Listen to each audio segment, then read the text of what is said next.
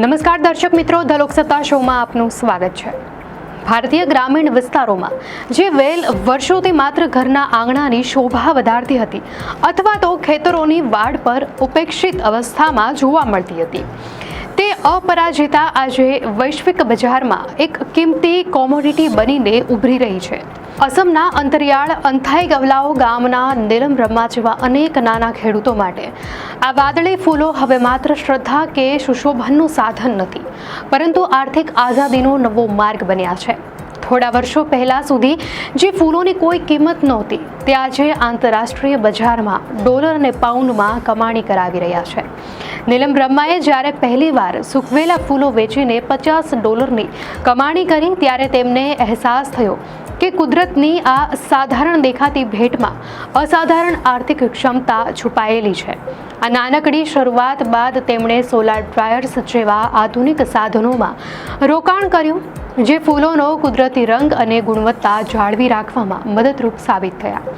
આ માત્ર એક વ્યક્તિની સફળતા નથી, પણ ભારતના કૃષિ ક્ષેત્રમાં આવી રહેલા એક મૌન પરિવર્તનની ઝલક છે, જ્યાં પરંપરાગત ખેતીની સાથે સાથે હવે નિશ માર્કેટના પાકો પણ સ્થાન લઈ રહ્યા છે।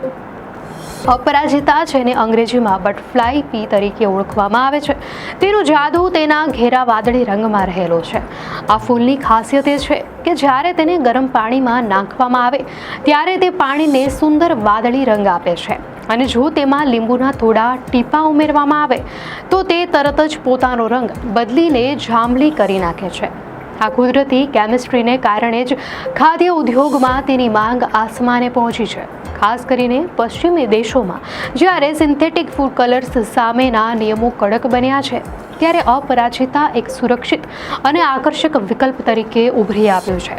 વર્ષ 2021માં અમેરિકાની FDA દ્વારા તેને ખાદ્ય પદાર્થ તરીકે માન્યતા મળતાની સાથે જ તેની નિકાસમાં વેગ આવ્યો છે। જોકે યુરોપ અને બ્રિટન જેવા દેશોમાં હજુ પણ તેના વ્યાપક ઉપયોગ માટેની કાનૂની પ્રક્રિયાઓ ચાલી રહી છે। તેમ છતાં ભારતીય ઉદ્યોગ સાહસિકોને આ ક્ષેત્રમાં ઉજ્જવળ ભવિષ્ય દેખાઈ રહ્યું છે। વર્ષિકા રેડ્ડી જેવા ઉદ્યોગ સાહસિકો હવે ખેડૂતોને માત્ર બિયારણ જ નથી આપતા, પરંતુ તેમને વૈજ્ઞાનિક પદ્ધતિથી ખેતી કરવા અને આંતરરાષ્ટ્રીય ધોરણો મુજબ પાક તૈયાર કરવા માટે તાલીમ પણ આપી રહ્યા છે। આ વેલની ખેતીમાં સૌથી મહત્વનું પાસું તેની લણણી અને સુકવણી છે, જેમાં મહિલા શક્તિનું યોગદાન પાયાનું છે। દિલ્હીના નિતેશ સિંહ, જેમણે બ્લુ ટીની સ્થાપના કરી, તેઓ જણાવે છે કે ફૂલોને તોડવા માટે અત્યંત નાજુક હાથની જરૂર હોય છે, જેથી છોડને નુકસાન ન થાય અને ફૂલની પાંખડીઓ અકબંધ રહે। શરૂઆતના દિવસોમાં ભારતમાં ગુણવત્તાયુક્ત ફૂલોની અછતને કારણે આયાત કરવી પડતી હતી, પરંતુ આજે સેંકડો સ્થાનિક ખેડૂતો સાથે મળીને ભારત આ ક્ષેત્રમાં આત્મનિર્ભર બની રહ્યું છે। ફૂલોને સુકવણી વખતે તાપમાનનું સંતુલન જાળવવું એક કળા છે। જો તાપમાન વધી જાય તો ફૂલ બળી જાય છે અને તેના ઔષધીય ગુણો પણ નષ્ટ થઈ જાય છે। આ જ કારણ છે કે હવે ગ્રામીણ વિસ્તારોમાં આધુનિક ટેકનોલોજીનો ઉપયોગ વધી રહ્યો છે।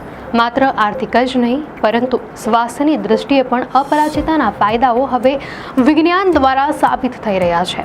ચેન્નઈમાં થયેલા સંશોધનો અનુસાર આ ફૂલોની ચા બ્લડ શુગરને નિયંત્રિત કરવામાં મદદરૂપ થઈ શકે છે, જે તેને હેલ્થ કોન્શિયસ ગ્રાહકોમાં લોકપ્રિય બનાવી રહી છે। પશ્ચિમ બંગાળના પુષ્પલ વિશ્વાસ જેવા ખેડૂતો માટે અપરાજિતા એક આશીર્વાદ સમાન સાબિત થઈ છે। વર્ષો સુધી ડાંગર અને શાકભાજીની ખેતીમાં નુકસાન વેઠ્યા બાદ જ્યારે તેમણે આ વાદળી ફૂલોની ખેતી શરૂ કરી, ત્યારે તેમની આવકમાં ધરખમ વધારો થયો। આ પાક ઉગાડવો પ્રમાણમાં સરળ છે અને તેની માવજતમાં જો વૈજ્ઞાનિક અભિગમ અપનાવવામાં આવે તો વળતર ઘણું સારું મળે છે।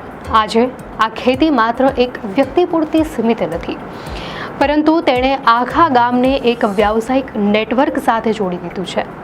ગામના લોકો હવે એકબીજાને મદદ કરે છે અને સમુદાય તરીકે આગળ વધી રહ્યા છે। આ રીતે એક સમયે સાવ સામાન્ય ગણાતી આ વેલ આજે ખેડૂતોના જીવનમાં ખુશીઓનો રંગ ભરી રહી છે અને ભારતીય ખેતીને વૈશ્વિક ફલક પર એક નવી ઓળખ અપાવી રહી છે। દર્શક મિત્રો, આ માહિતી આપને કેવી લાગી? આપની પ્રતિક્રિયા અમને કોમેન્ટમાં ચોક્કસથી જણાવશો, અને જો આપને આ વિડીયો સારો લાગ્યો હોય તો વિડીયોને લાઇક કરો અને ચેનલને સબસ્ક્રાઇબ કરો।